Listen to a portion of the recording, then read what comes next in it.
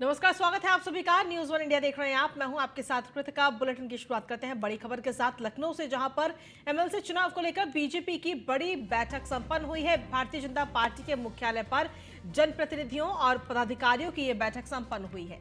BJP प्रदेश अध्यक्ष भूपेंद्र चौधरी और संगठन महामंत्री धर्मपाल सिंह ने यह बैठक ली है। तो बड़ी खबर आप तक पहुंचा रही है, ये बैठक अब खत्म हो चुकी है। सीधे तौर पर इसमें चुनावों को लेकर चर्चा की गई है। तो एमएलसी चुनाव को लेकर भारतीय जनता पार्टी की ये बड़ी बैठक अब संपन्न हो चुकी है। बीजेपी मुख्यालय पर जनप्रतिनिधियों और पदाधिकारियों के साथ ये बैठक हुई है, जहां भारतीय जनता पार्टी के प्रदेश अध्यक्ष भूपेंद्र चौधरी और संगठन महामंत्री धर्मपाल सिंह मौजूद रहे। उन्होंने ही ये बैठक ली।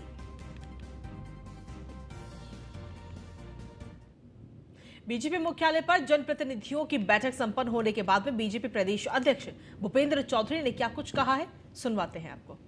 लोगों ने जो विधान परिषद की 5 सीटें हैं, 3 सीटें स्नातक की हैं, अयोध्या, फैजाबाद और गोरखपुर की स्नातक निर्वाचन क्षेत्र की, कानपुर, उन्नाव स्नातक निर्वाचन क्षेत्र और मुरादाबाद, बरेली स्नातक निर्वाचन क्षेत्र की 3 स्नातक निर्वाचन क्षेत्र की सीटों के लिए विधान परिषद का चुनाव 30 तारीख को होना है। ऐसी 2 शिक्षक निर्वाचन क्षेत्र की सीटों का चुनाव होना है, कानपुर, उन्नाव और प्रयागराज, झांसी।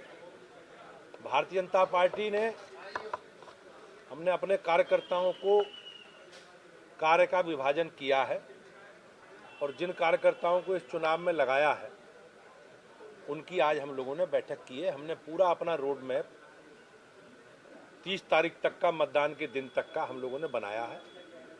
किस प्रकार से हमें मतदाताओं से संपर्क करके उन्हें भारतीय जनता पार्टी के प्रत्याशियों के पक्ष में मतदान करना है, मतदान करने के लिए प्रेरित करना है, इस प्रकार की कार्य योजना कार्यकर्ताओं के साथ मिलकर आज पार्टी के हमने बनाई है।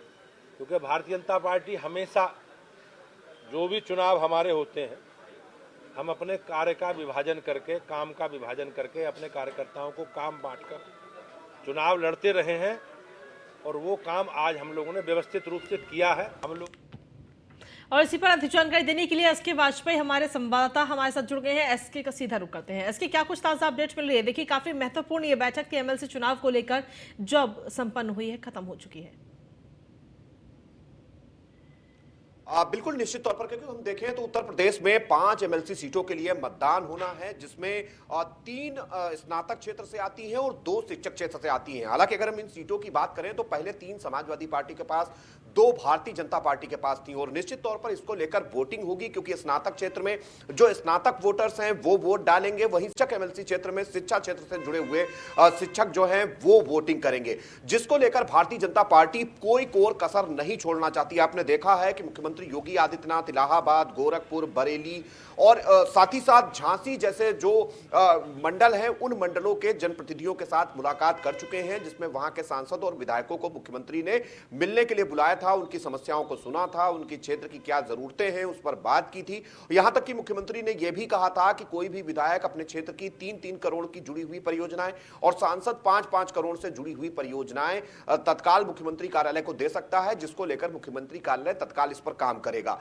सरकार भी जहां पूरी तरीके से कोशिश कर रही है कि इन सीटों को जीतने के लिए जो भी जरूरी कदम हैं वो उठाए जाएं, जो जरूरतें हैं क्षेत्र की वो पूरी की जाएं, जो योजनाएं हैं उनको तेजी के साथ आगे बढ़ाया जाए। हालांकि संगठन भी पूरी तरीके से सक्रिय है। बीजेपी के प्रदेश अध्यक्ष भूपेंद्र चौधरी, संगठन महामंत्री धर्मपाल सिंह आज बैठक कर रहे थे, जिसमें इन क्षेत्रों से जुड़े हुए सांसद, विधायक, प्रतिनिधियों को बुलाया गया था। इसमें उत्तर प्रदेश सरकार के कई मंत्री भी शामिल थे, खासतौर पर उत्तर प्रदेश सरकार के सहकारिता मंत्री जेपीएस राठौर, उत्तर प्रदेश की महिला कल्याण मंत्री प्रतिभा शुक्ला, साथ ही साथ रजनी जो उत्तर प्रदेश सरकार की महिला विभाग से जुड़ी हुई मंत्री हैं, राज्य मंत्री हैं उत्तर प्रदेश सरकार में, वो भी इस बैठक का हिस्सा थी। उत्तर प्रदेश के मंत्री योगेंद्र उपाध्याय, जिनके पास उच्च शिक्षा का चार्ज है, वो भी इस बैठक में पहुंचे थे। तो निश्चित तौर पर एक जो बैठक में एक निर्णय लिया गया कि जो भी पदाधिकारी हैं, जो पार्टी के जनप्रतिनिधि हैं, वो इन क्षेत्रों में जाएंगे, लोगों से मुलाकात करेंगे, वोटर्स को भारतीय जनता जनता पार्टी को वोट करने के लिए माहौल बनाएंगे और वोटर से यह भी अपील करेंगे कि ज्यादा से ज्यादा संख्या में निकलकर वो वोट करें। और जो भारतीय जनता पार्टी सरकार की जो नीतियां हैं, जो कामकाज हैं, जो सरकार के एजेंडे हैं, उनको लोगों तक पहुंचाएंगे ताकि लोगों को पता चले किस तरीके से सरकार उनके लिए काम कर रही है। तो सीधे तौर पर अगर हम देखें तो बीजेपी कोई भी चुनाव हल्के में नहीं लेती है और कोशिश करती है कि ज्यादा से ज्यादा सीटों को जीता जाए। यही एक वजह है कि अब भारतीय जनता पार्टी इस स्नातक एमएलसी और शिक्षक एमएलसी के चुनाव को लेकर भी पूरी रणनीति के साथ मैदान में उतर रही है। सरकार से लेकर संगठन तक लगातार कोशिश कर रहे हैं कि बेहतर ढंग से एक रणनीति बनाई जाए और उस रणनीति के तहत लोगों के बीच जाया जाए। सीधे तौर पर आज जनप्रतिनिधियों को भी निर्देशित किया गया है कि वो लोगों के बीच जाएं, योजनाओं को देखें, उनकी समस्याओं को सुने, ज्यादा से ज्यादा वोटर्स को प्रेरित करें कि वो वोट करने आए। तो सीधे तौर पर एक कोशिश उत्तर प्रदेश सरकार और उत्तर प्रदेश बीजेपी की तरफ से है कि इन सभी 5 सीटों पर भारतीय जनता पार्टी की जीत हो, उसको लेकर अपनी रणनीति के तहत चीजें आगे बढ़ाई जाएं। हालांकि उसके बाद बीजेपी के प्रदेश अध्यक्ष ने पार्टी के प्रदेश पदाधिकारियों के साथ भी बैठक की, उनको भी जिम्मेदारी दी गई कि वो भी इन क्षेत्रों का दौरा करें, पार्टी संगठन के लोगों को एक्टिव करें, जो निर्देश दिए गए हैं उनका इंप्लीमेंट क्षेत्र पर कराएं। जी चलिए, शुक्रिया तमाम जानकारी देने के लिए इसके। तो आपको बता दें कि भारतीय जनता पार्टी के मुख्यालय पर काफ़ी अहम ये आज बैठक की गई, जिसमें सीधे तौर पर आने वाले एमएलसी चुनाव को लेकर चर्चा हुई है। इसी के साथ खबरों में आगे बढ़ते हैं। मुख्यमंत्री योगी आदित्यनाथ गोरखपुर के दौरे पर है, जहां गोरखनाथ मंदिर में मुख्यमंत्री योगी आदित्यनाथ ने भ्रमण किया, फिर एक एक कर खिचड़ी की तैयारियों का जायजा लिया है। इस दौरान सीएम योगी ने श्रद्धालुओं से बातचीत की और छोटे बच्चों को प्यार दुलार किया।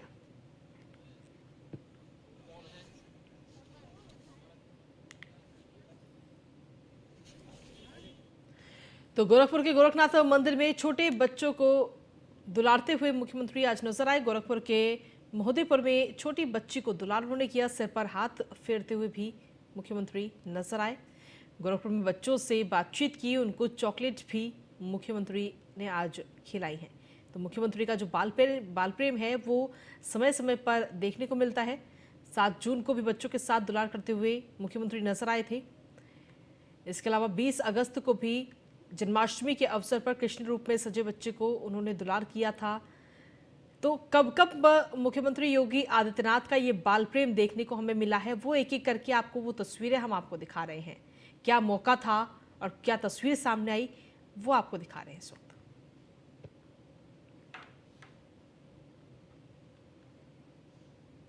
वहीं रायबरेली के 11 जनवरी को हुए हादसे में जहां अब तक 6 लोगों की मौत हो चुकी है, तो वहीं आज मौत का आंकड़ा और बढ़ गया है। हादसे में अब तक 7 लोगों की जान जा चुकी है। एक ने इलाज के दौरान दम तोड़ दिया। तो वहीं रायबरेली दौरे पर पहुंचे अखिलेश यादव ने मृतक के परिवार वालों से मुलाकात की और कहा कि समाजवादी पार्टी मृतकों के परिजनों को 1-1 लाख रुपए की सहायता राशि देगी। वहीं अखिलेश यादव ने बीजेपी की नीतियों का जमकर विरोध भी किया।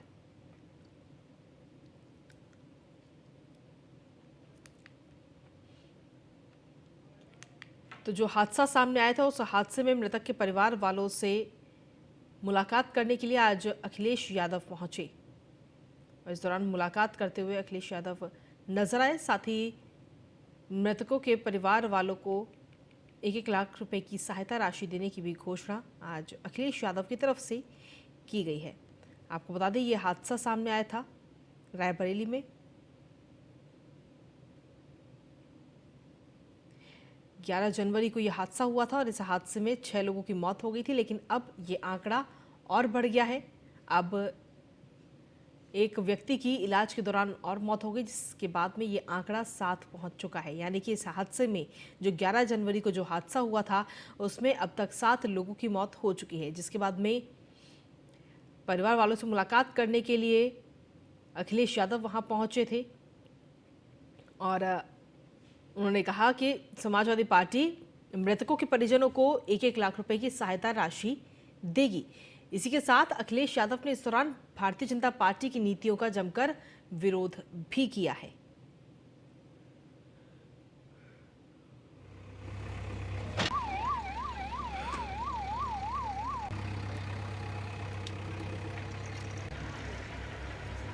तो जब ये भीषण सड़क हादसा सामने आया था, उस दौरान की ये तस्वीरें इस वक्त आपको दिखा रहे हैं किस तरीके से ये हादसा हुआ था। और इसी हादसे में उस वक्त 6 लोगों की मौत हो गई थी और लेकिन अब ये आंकड़ा 7 पहुंच चुका है।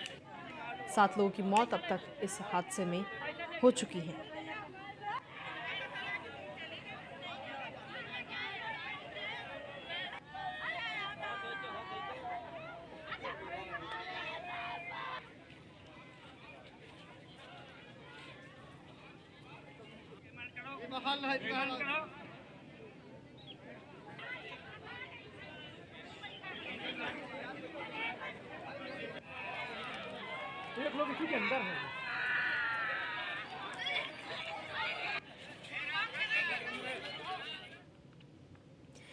अधिक जानकारी के साथ संवाददाता असद खान जुड़ गए हैं। असद, क्या कुछ अपडेट है आपके पास में इस हादसे को लेकर, क्योंकि अब तक इस हादसे में 7 लोगों की मौत हो चुकी है और साथ ही आज अखिलेश यादव भी मृतकों के परिवार वालों से मुलाकात करने के लिए वहां पर पहुंचे थे।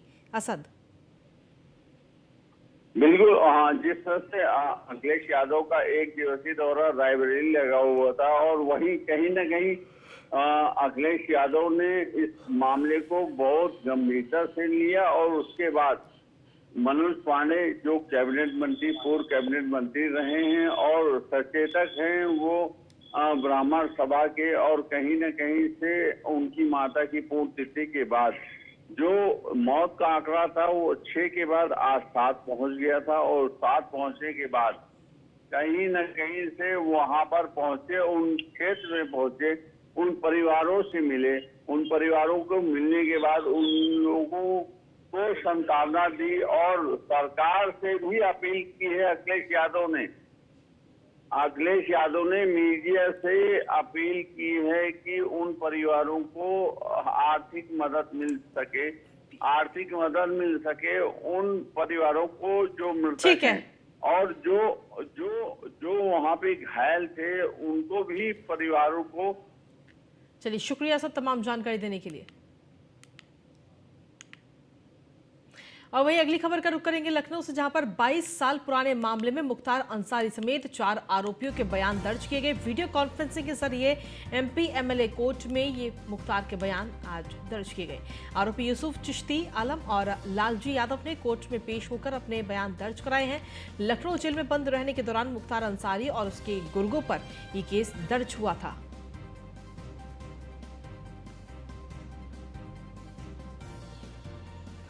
आपको बता दें कि तत्कालीन जेलर डिप्टी जेलर को भी धमकाने का आरोप उन पर है और बंदी की पिटाई से रोकने पर मुख्तार ने जेलर डिप्टी जेलर को धमकाया था। 1 अप्रैल 2000 को थाना आलमबाग में ये पूरा मामला दर्ज किया गया था।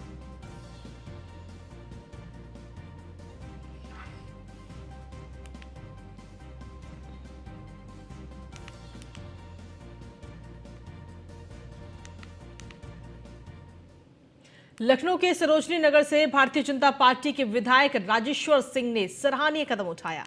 उन्होंने अपने विधानसभा में 1000 दिव्यांगजनों को सहायक उपकरण बांटे। दिव्यांगजनों के लिए 50 लाख रुपए की लागत से सहायक उपकरण खरीदने उनके बीच में इनको वितरित किया। इस मौके पर उन्होंने कहा कि इस कार्यक्रम के लिए मोदी जी और योगी जी का आभार व्यक्त करता हूं। मोदी योगी की सरकार का लाभ सभी को मिल रहा है। दिव्यांगजन अधिनियम बनाया गया जिससे आज आप सशक्त बन रहे हैं। साथ ही उन्होंने कहा कि योगी जी ने दिव्यांगजनों की पेंशन बढ़ाई है। विधायक राजेश्वर सिंह ने कहा कि आने वाले समय में मैं मोटराइज ट्राईसाइकिल भी उपलब्ध कराऊंगा। आपकी सभी अपेक्षाएं जल्द से जल्द पूरी की जाएंगी।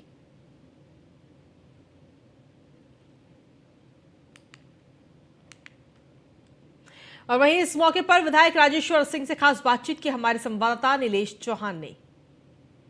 सरोजिनी नगर विधानसभा से विधायक डॉक्टर राजेश्वर सिंह हमारे साथ बातचीत करने के लिए मौजूद हैं। सर, कोरोना काल में देखा गया कि आप सबसे आगे बढ़ चढ़कर हिस्सा लिए, जनता की सेवा कर रहे थे। डेंगू का जब प्रकोप आया तो सबसे पहले आपने अपने क्षेत्र की जनता को बचाने का काम किया। अब दिव्यांगजनों के लिए बड़ा कार्यक्रम, क्या कुछ कार्यक्रम रहा? आज लगभग 1000 दिव्यांगजनों को विभिन्न प्रकार के उपकरण उपलब्ध कराए गए हैं सीआरसी के माध्यम से। हम सबका प्रयास है कि दिव्यांगजनों का जीवन और सुलभ हो और सरल हो और उनकी जो भी आवश्यकताएं हैं उनको पूर्ण किया जाए। हमारा लक्ष्य है कि सारे दिव्यांगजन आत्मनिर्भर होने चाहिए और उनकी जो भी आवश्यकताएं हैं उसे पूर्ण करना है।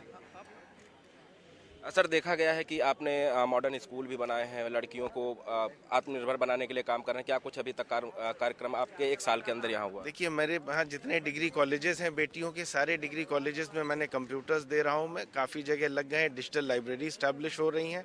बच्चों के जितने प्राइमरी स्कूल हैं 193 सारे स्कूलों में झूले लगवा रहा हूँ। 55 स्कूलों में अब तक झूले लग गए हैं ताकि बच्चों का स्कूल आने में इंटरेस्ट बना रहे। वृद्ध लोगों को रामरथ चला के सबको अयोध्या के दर्शन निःशुल्क करवा रहा हूँ। और जितना मेरा मानना है शिक्षा का स्तर बहुत अच्छा होना चाहिए, इसके लिए उनको विभिन्न प्रकार से मैं प्रोत्साहित कर रहा हूँ युवाओं को। और आने वाले समय में सरोजनी नगर में सबसे ज़्यादा विकास होगा, सबसे ज़्यादा इंडस्ट्रीज आएंगी, इसके लिए भी हम लोग प्रयासरत हैं। आखिरी सवाल सर, G20 समिट होना है, इन्वेस्टर समिट होनी है, तमाम प्रस्ताव आ रहे हैं। सरोजनी नगर की अगर बात करें तो यहाँ अभी बहुत सारे ऐसे स्कोप हैं जहाँ पर फैक्ट्रियाँ लगाई जा सकती हैं, रोजगार स्थापित किया जा सकता है। तो आपके स्तर से क्या कुछ प्रयास रहेंगे? नहीं, यहाँ पे लॉजिस्टिक पार्क के लिए मैंने माननीय मुख्यमंत्री जी से अनुरोध किया था, वो हो रहा है। मैंने स्टेट कैपिटल रीजन को डिक्लेयर करने के लिए कहा था कि लखनऊ को हमें स्टेट कैपिटल रीजन के रूप में विकास करना चाहिए, डिक्लेयर करके उसको पे भी कार्रवाई चल रही है। और सरोजनी नगर इंडस्ट्रियल एरिया है, सबसे ज़्यादा इंडस्ट्रीज यहाँ पे आएंगी आने वाले समय में। अभी भी बहुत ज़्यादा से ज़्यादा संख्या में इंडस्ट्रीज ने अप्लाई किया है, उनको अनुमति दिलाई जा रही है। धन्यवाद सर हमारे साथ बातचीत करने के लिए। तो डॉक्टर राजेश्वर सिंह का कहना है कि सरोजनी नगर विधानसभा को हम उत्तर प्रदेश की सबसे हाईटेक विधानसभा बनाएंगे ताकि सरोजनी नगर की जो जनता है उसको बड़े पैमाने पर सरोजनी नगर के अंदर व्यवस्थाओं को उपलब्ध कराया जा सके। वीडियो जर्नलिस्ट अमित साहनी के साथ नीलेश चौहान, न्यूज़ 1 इंडिया, लखनऊ। और इसी के साथ चलिए बुलेटिन में आगे बढ़ेंगे। झांसी के महारानी लक्ष्मीबाई मेडिकल कॉलेज में प्रशासन ने बड़ी छापेमारी की। इस दौरान 6 लोगों को हिरासत में लिया गया, जिनसे पूछताछ जारी है। दरअसल मेडिकल कॉलेज से मरीजों को नर्सिंग होम ले जाने का बड़ा रैकेट का काम चल रहा है, जिसको लेकर एक्शन लिया गया। डीआईजी जोगेंद्र कुमार ने बताया कि गेट नंबर 2 और 3 पर कुछ प्राइवेट एम्बुलेंस खड़े रहते हैं और उनके ड्राइवर और मालिक मेडिकल कॉलेज से मरीजों को बहला फुसलाकर प्राइवेट नर्सिंग होम में ट्रांसफर करके उन हॉस्पिटलों से कमीशन पर काम करते हैं, जिसको लेकर आज प्रशासन ने बड़ी छापेमारी की। बताया कि कार्रवाई के दौरान मेडिकल कॉलेज के प्रिंसिपल नरेंद्र सेंगर ने भी प्रशासन को पूरा सहयोग किया।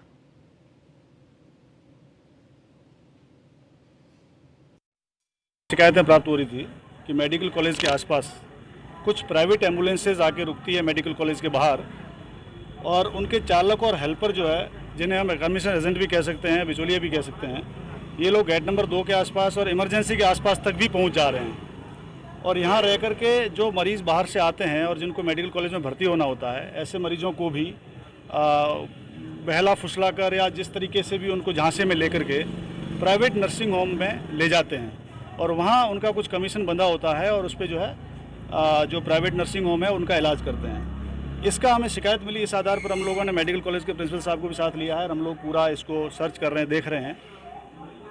इसमें ये वहाँ कमीशन के आधार पर यहाँ से ले जाकर के दूसरों को देते हैं, तो ऐसे लोगों के खिलाफ जो इस तरह का काम कर रहे हैं उसमें हम कार्रवाई करेंगे। इसमें हम लोग टेक्निकल सर्विलांस का भी मदद लेंगे, फिजिकल सर्विलांस का मदद लेंगे, हम लोग डिकॉय भी लगाएंगे और हम पता भी करेंगे और ये कंटिन्यूस अभियान जारी रहेगा। वहीं कानपुर में गोल्डी समूह ने अब स्वास्थ्य व्यवस्था की तरफ भी अपने कदम बढ़ा दिए हैं। तिलक नगर के पार्वती बांग्ला रोड में परिहार फिजियोथेरेपी में functional magnetic stimulation machine Goldie समूह के चेयरमैन ने लगवाई। यह अत्याधुनिक मशीन यूपी में गाजियाबाद के बाद कानपुर में अब लगी है। स्लोवेनिया की मशीन से मांसपेशियां मजबूत होंगी। इस मशीन का उद्घाटन वरिष्ठ joint replacement surgeon doctor S Prasad ने फीता काट कर किया। उन्होंने बताया कि यह मशीन काफी लाभदायक है। इस मशीन के इस्तेमाल से मरीज को तत्काल आराम मिलेगा। तो वहीं गोल्डी समूह के चेयरमैन सुरेंद्र गुप्ता ने बताया कि मशीन काफी लाभदायक है। नसों या मांसपेशियों में खिंचाव के दौरान होने वाली समस्या से तत्काल आराम मिलेगा। अपने डॉक्टर परिहार साहब बहुत बढ़िया बताएंगे, टू द पॉइंट बताएंगे। फिर भी अभी जैसा हमारे मीडिया मित्र ने सवाल किया कि आज ये परिहार फिजियोथेरेपी सेंटर पार्वती बागला रोड में इस नई मशीन का, जिसका डॉक्टर एस प्रसाद साहब ने विधिवत रिबन काट करके उसका उद्घाटन किया है, ये मशीन से हमारे नगरवासियों को क्या फ़ायदे होंगे, तो मैं कहना चाहता हूं और बताना चाहता हूं कि इस मशीन के बारे में काफ़ी जानकारी ली हमने। मैं डॉक्टरी लाइन का नहीं हूं, लेकिन सबसे इसकी प्रशंसा सुनकर और ये जान कर के कि ये अभी कानपुर में कोई इस स्टैंडर्ड की मशीन, इस इतनी फ़ायदा पहुंचाने वाली मशीन नहीं है। पहली चीज मशीन एक माध्यम है, पहला चीज जिससे कि हमारे उन मरीजों जिनको जरूरत है उसको ये जल्दी से जल्दी सुधार कर सके। हम सब जानते हैं कि हमारा देश थोड़ा गरीब देश है और महंगी मशीन जब कोई लगाता है तो उसके साथ सोचना पड़ता है कि उसमें रिटर्न क्या होगा, मरीज का भला के अलावा। इसलिए मैं बहुत धन्यवाद देना चाहूँगा हमारे आदरणीय सुरेंद्र गुप्ता जी को, गोल्डी मशाले को, जिन्होंने ये मशीन इसलिए लगाई है यहाँ पे डॉक्टर परिहार इसको सर्व सुलभ करा सके।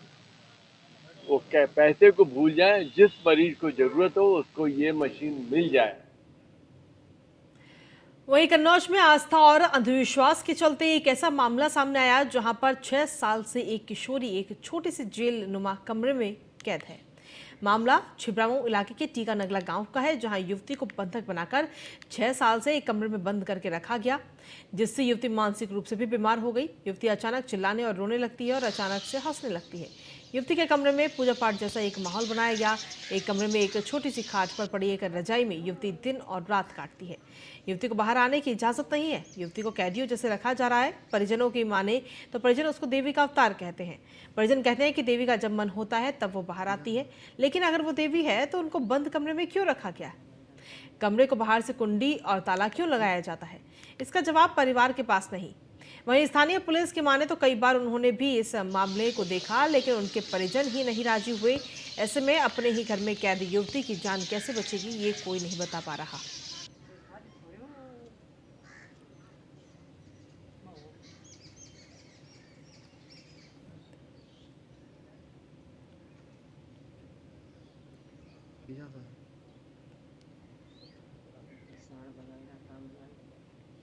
काय कैद करें, देवी मैया स्थान पर तो उठती नहीं है, अंदर रहती हैं और ये तो अपने घूमियों लेती।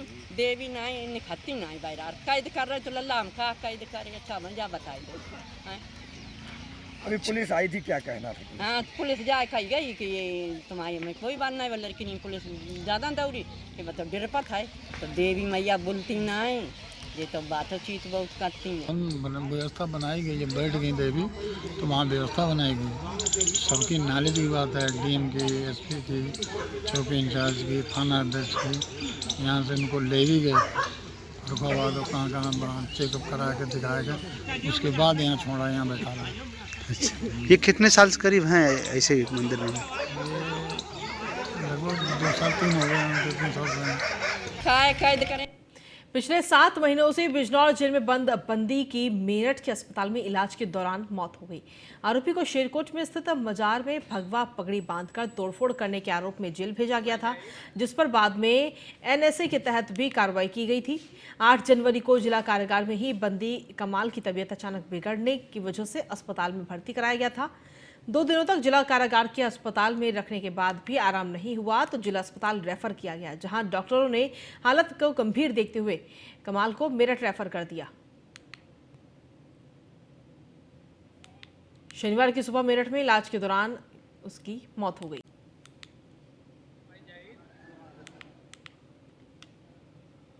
और इसी के साथ फिलहाल मेरे साथ इस बुलेटिन में इतना ही। नमस्कार।